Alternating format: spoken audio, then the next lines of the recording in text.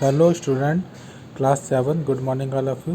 आज हम हिंदी रीडर का चैप्टर नंबर 2 पढ़ेंगे। चैप्टर का नाम है अध्ययन। अध्ययन मतलब पढ़ना और ज्ञान प्राप्त करना। अध्ययन ज्ञान की वृद्धि और आनंद की प्राप्ति का एक प्रधान साधन है।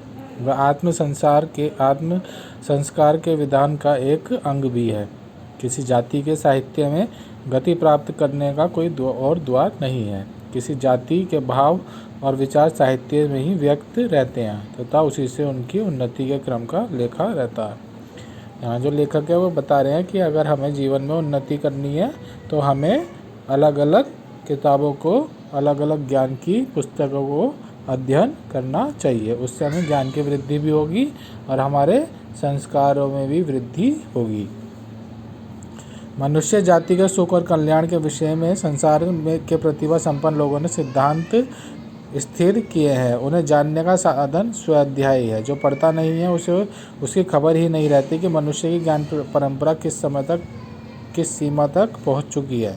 वह अंधकार में गिरता पड़ता है, टेढ़ी मेढ़ी पगडंडियों पर भटकता फिरता है और जयती बोलकर जानता ही नहीं कि मनुष्य के श्रम से एक प्रशस्त मार्ग तैयार हो चुका है। तो वो कह रहे हैं कि अलग अलग ज्ञानी पुरुषों ने बहुत सारी पुस्तकें लिखी हैं जिसमें उन्होंने अपने जीवन का अनुभव लिख रखा है, जिससे हमें बहुत सारा ज्ञान प्राप्त हो सकता है। जो व्यक्ति उन पुस्तकों को पढ़ता ही नहीं है उसको उन ज्ञान की बातों के बारे में पता ही नहीं है। इसलिए जितना ज़्यादा अध्ययन करेंगे उतनी ज़्यादा हमें ज्ञान प्राप्त होगा।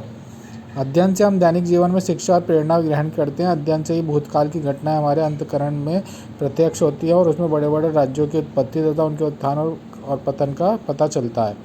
अध्ययन से ही हमें यह विदित होता है कि किस प्रकार मनुष्य की सभ्यता का प्रभाव कभी रुकता और कभी पीछे हटता, किंतु अनिवार्य वे एक साथ बहता हुआ आगे बढ़ता है और अनेक विघ्न बाधाओं को पार करके तथा भयानक कष्टों और आपत्तियों को झेलकर मनुष्य क्रमशः उन्नति करता रहता है। अध्ययन के द्वारा हम घर बैठे बैठे बड़े विद्वानों के गंभीर विचारों को जान सकते हैं और संसार भर के प्राचीन महापुरुषों का सत्संग का लाभ उठा सकते हैं। अध्ययन हमें अतुल ज्ञान भंडार से परिचित कराता है। भवभूति और कालिदास अपने काव्य द्वारा हमारे सामने उपस्थित रहते हैं और जब हमारा जी चाहे तब जायसी की कहानी सुने, जब मन में आए अंधे सूर्य के प्रेम और चतुराई से भरे पद पढ़कर रसमग्न हो और जब चाहे गोस्वामी तुलसीदास की गंभीर गिरा से अपने उद्विग्न मन को शांत करने के लिए रामचरित्र देखकर पुलकित हो। तो यहाँ पर उन्होंने कुछ लेखकों के और कवियों के नाम दिए हैं जिनकी कृतियाँ पढ़ के हमें बहुत ज्ञान प्राप्त हो सकता है। पुस्तकों के द्वारा हम किसी महापुरुषों को जितना अधिक जान सकते हैं उतना उसके मित्र, पुत्र और कलत्र भी नहीं जान पाते। जो ग्रंथकार अपने समय के आसपास के लोगों से बोलने चालने में संकोच करते होंगे वे अध्ययनशील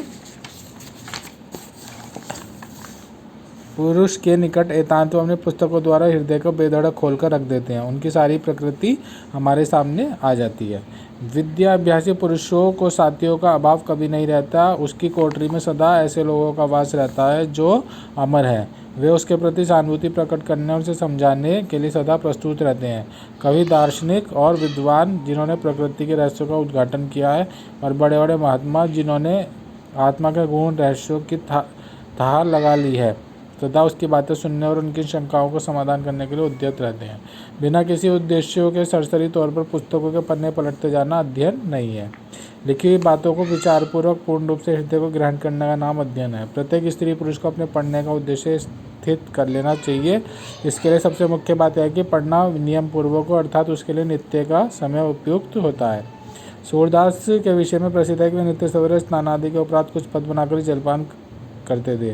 प्रातःकाल का समय न मिलने पर सुबीते के लिए कोई भी समय रखा जा सकता है, चाहे सवेरे का समय हो, चाहे रात का, चाहे 1 घंटे का समय हो, चाहे 2-3 घंटे का। नियम का पालन होना चाहिए। तो यहाँ पर लेखक कह रहे हैं कि केवल सरसरी तौर पे या एक रीडिंग लगा के पढ़ने को अध्ययन नहीं कहते। जब तक आप उस लिखे हुए को समझेंगे नहीं, उसको ग्रहण नहीं करेंगे और अपने जीवन में उसको उतारेंगे नहीं, तब तक उस पढ़ाई का, उस अध्ययन का कोई भी फ़ायदा नहीं है।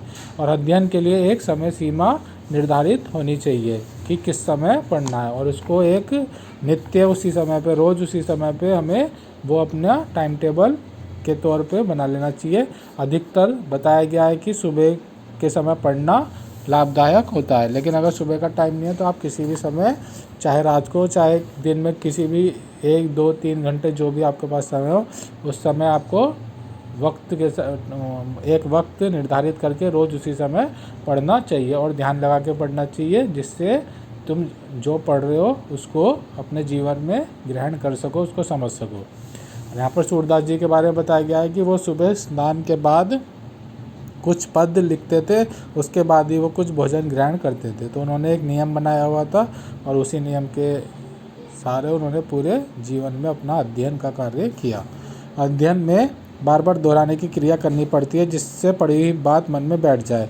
जब मैं किसी पुस्तक का एक प्रकरण पढ़ चुका होता हूँ तो पुस्तक बंद करके उसमें आई मुख्य बातों को ध्यान में लाता हूँ।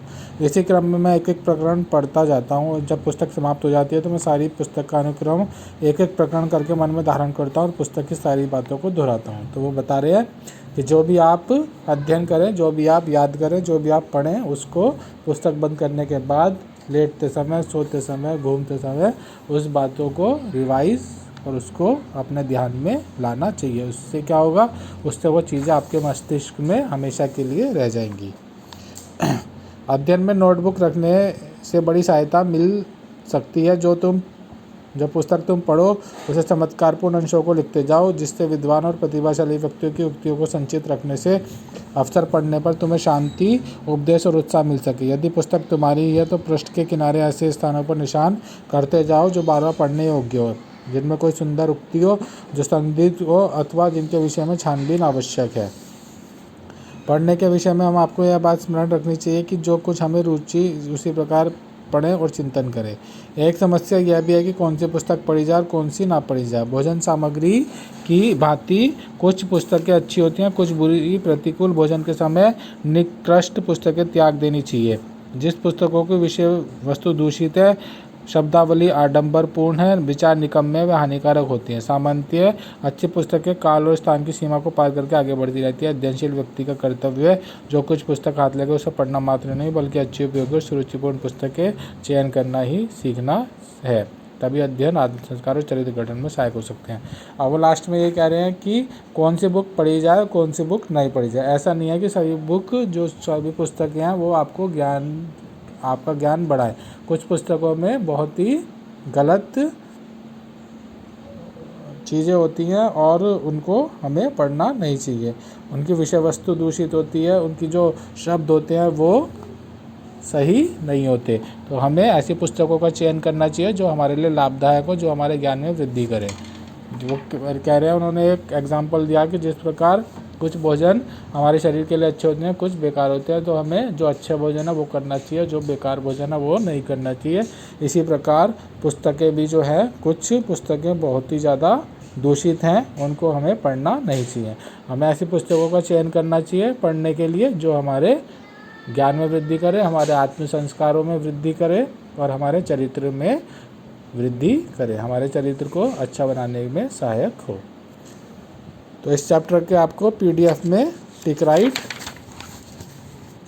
एक शब्द में उत्तर लिखिए, ये आपको PDF में सेंड कर दिए जाएंगे। ये आपको अपनी नोटबुक में नहीं करने, या आप अपनी बुक में ही करेंगे। नोटबुक का जो PDF है आपको कल सेंड किया जाएगा, उसमें आपको शब्दार्थ और प्रश्न उत्तर दिए जाएंगे। ये जो आज जो आपको PDF और वर्कशीट दी गई है वो आपको अपनी बुक में ही करनी है। Thank you, have a nice day.